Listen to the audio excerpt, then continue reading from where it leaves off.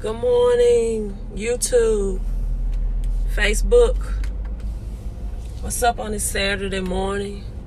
Real quick, I'm not going to make a very lengthy video. I've had some people to message me and ask if the event today will be live streamed. So that's just a discussion I will have with Kevin and attorney Kimberly. This much I will say, that that if it's live stream, it's going to be in short intervals. I'm not going to live stream the entire thing. So if they want certain clips and everything live stream, good morning of today's event, then it will be in short intervals. I will not live stream the entire thing. But I woke up this morning with this on my mind, so I want to share it. So if you're in the Jackson, Mississippi or surrounding areas, come out to Fine and Dandy. It's lunchtime. We're gonna have lunchtime credit and cash flow conversations, right? Take your lunch out. Don't eat anything. Come on out, join us. Have great meals. Get your cocktails if you want to do brunch as well. That's what you want to do, and get some financial freedom, right? Get some financial freedom. And so I woke up with this on my mind. I should have hashtag credit church or cash flow church in the description, because there are three things in the Bible, right? And three things in the Bible that it states to do. It says in the New Testament that if you ask, it will be given. If you seek, you will find. And if you knock, the door will be open. And I'm going to break that down into analogy of financial freedom. So I have people that ask me questions, right? They ask me questions. They message me, can I ask you a quick question? Or could I have a 5-minute? Good morning, you all coming in. Good morning. Or can I have a 5-minute, consultation with you? Which I've learned that 5 minutes quickly turns into 15 or 20 or 30. And so I've learned that I don't have the time, right? I wish I could, but I don't have the time to consult or do consultation, without people that have not paid for that. Thank you for the digital love. Good morning. For people that have not paid for their time slot, right? And so you have those people who want to get on the wealth trail by simply asking questions, right? They think I can try to research, I can, have the time, I can do this myself. But there's a lot of things you can do yourself, right? You can do your plumbing yourself. You can change your oil yourself. You can do your electrical work. If you have electrical issues, you can learn how to do those things yourself. If you want to do your own hair, you can learn how to do that yourself. You can cut your own hair. You can learn how to do that yourself. If you have a mechanical problem and you want to fix your vehicle, you can learn how to do those things yourself. If you want to get better credit, you can learn how to do those things yourself. But just notice that the things that I just mentioned, right? The things that I just mentioned are highly skilled activities, right? And credit, you can learn how to do your taxes yourself, right? But if you don't think you can do your plumbing at home, or your electrical work at home, or your mechanical work, or your own taxes, then why do people put credit in a category that is just an easy self-learning process, right? And so it's not. So you have people who want to ask, they want to beat the bushes, they want to try to do this process themselves. Some of them get results, but it may not always be the best results for their credit situation, right? Some people pay collectors or debt collectors, they're the same thing, and they still have negative credit because they didn't know the proper process. And they could have saved money by not paying and still getting that derogatory item off of their credit report. And then they also, there's methods, there's laws that debt collectors are supposed to abide under Fair Credit Reporting Act, that once you initiate those laws, then you owe, it will eradicate them having the power to collect from you. See what debt collectors do, and I'm going to go more in detail. Good morning, Wayne. Good morning. I'm going into more detail in today's conference. Is they buy a portfolio of debt from a business that they do business with, which is just a stacked pile of names and debt, and they buy it for like 5 or 10 cents on the dollar. Very, very cheap. And have you ever wondered why debt collectors are so aggressive when they call you? Have you ever wondered that? Why are they so rude? Why are they so aggressive? Right? It's not because they've been trained in the company or organization or the person you had services with. It's not that these debt collectors have been trained to aggressively get money from you. It's that they know that I need to put a fear tactic in this person to get them to pay, because legally, if they knew the law, they know that they don't legally owe us this debt anyway, right? Because we're not acting under the Fair Debt Collection Practices Act.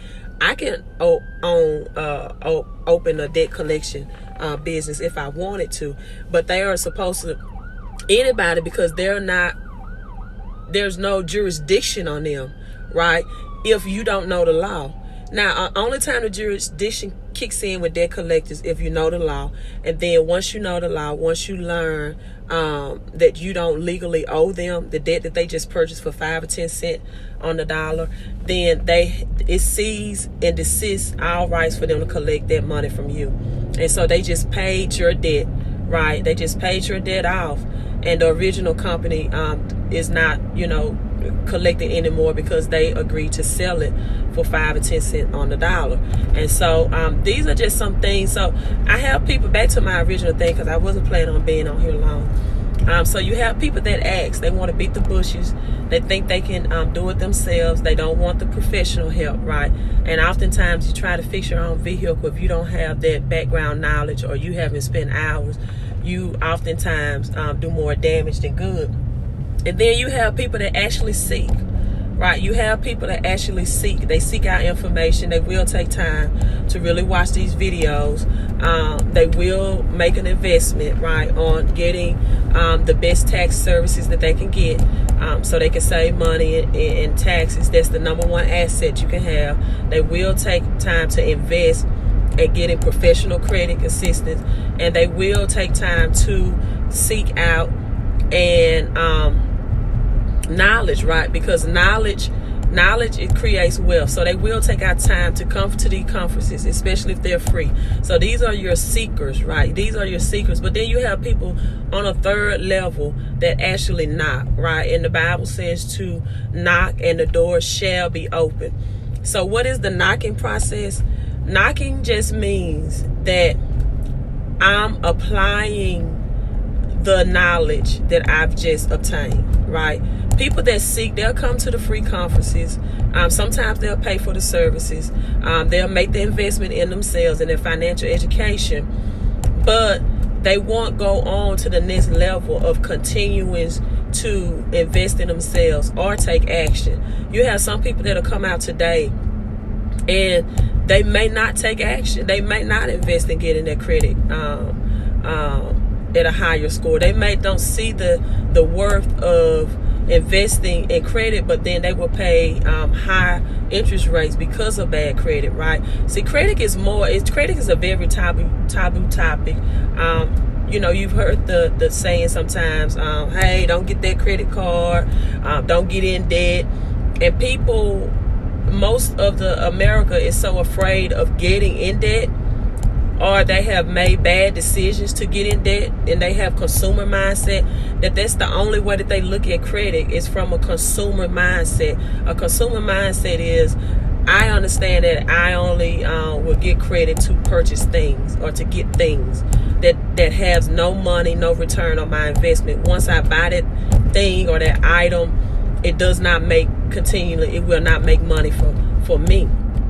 I just spend money out. So most people look at credit from that type of mindset, but I want you to look at credit as a wealth building tool to purchase things that will be assets. The wealthy people purchase things that will make them money, right? They just don't understand the concept of working for money. They purchase things, or they understand that they position their money to work for them. And so those are the people that act, people that take action. Once they come out, they're seeking a workshop, they gain the knowledge, but will you take action? Will you finally position yourself to live with good credit and use credit to build wealth? And because let me tell you, that 3-digit number, it rules everything in life. It depends on your life insurance policy. It depends on your vehicle insurance pricing policy. It depends on if you can get utility bills cut on. And I made a post on my Facebook page. Stop getting your your light bill put in your child's name because you have bad credit. It depends on it. Determines your insurance premium rates. It determines your zip code, or where you will live, where you can afford to live, your child's education. For some people, their children, they need to qualify for student loans, and your credit determine if you're able to take out a student loan to send your child to the school that they want to, if your financial aid doesn't cover that. So credit has to stop being a taboo topic that people do not want to discuss, because that 3-digit number controls your life.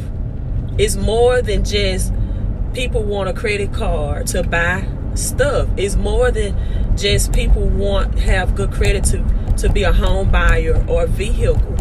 Credit entails more than that. So for the people that's knocking today, come out. It's from 12 to 3. I'm on my way to buy some things now for the conference.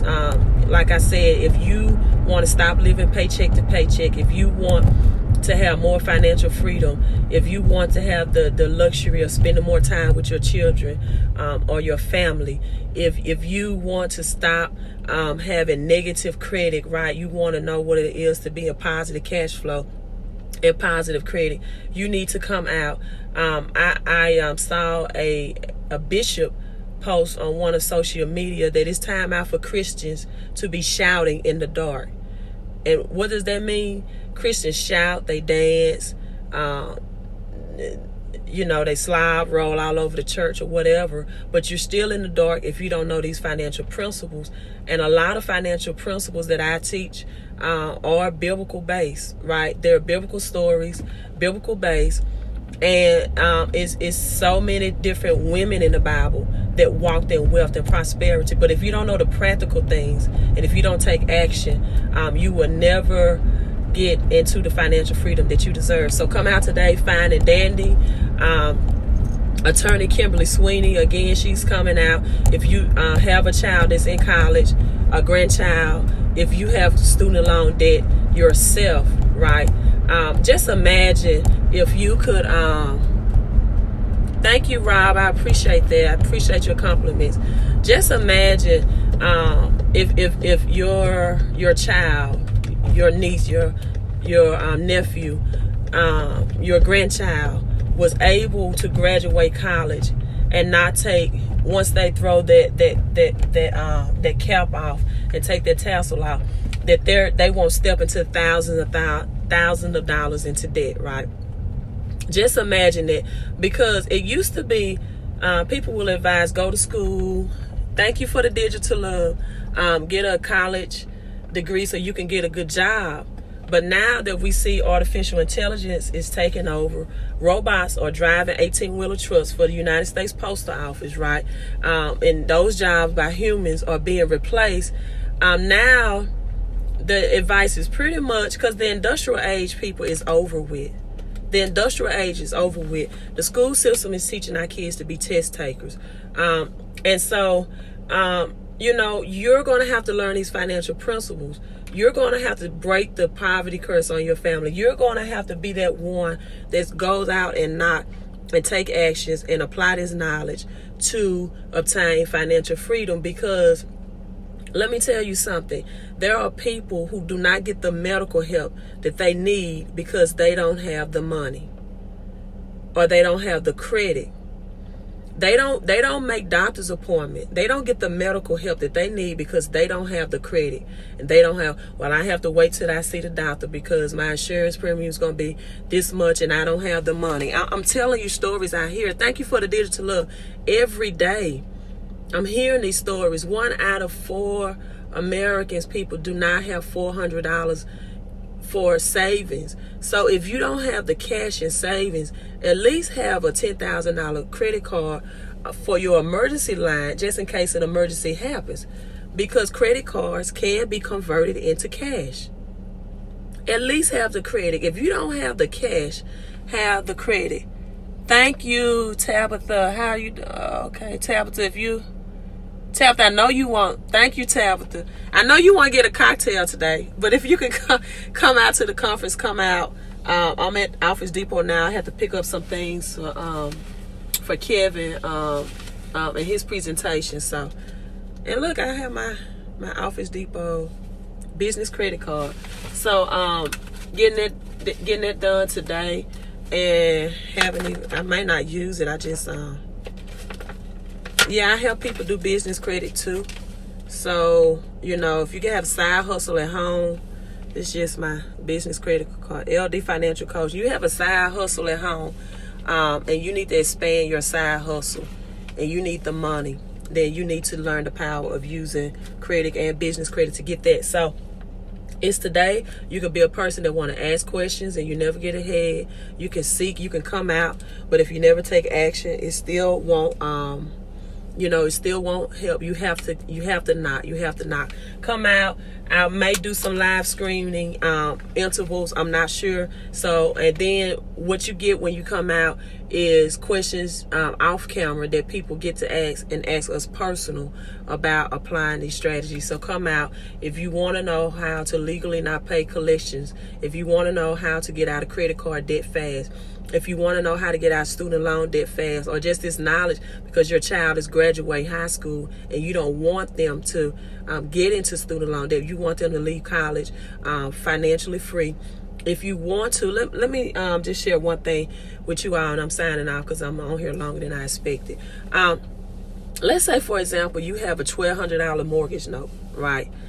You have a $1,200 mortgage note or rent. Let's say you're paying $1,200. Did you know, these are some things we're going to share today, that 20% of that use of your home or your apartment, whatever you're renting, can be used for business use if you're tied into the business kit that we're sharing today in the business model. Now, you take that $1,200 divided by your month, 20%, that's $240 a month. And then you take that $240 a month and you divide that by 12. So I'm not doing the math, but it's $240 a month divided by 2,400. Let's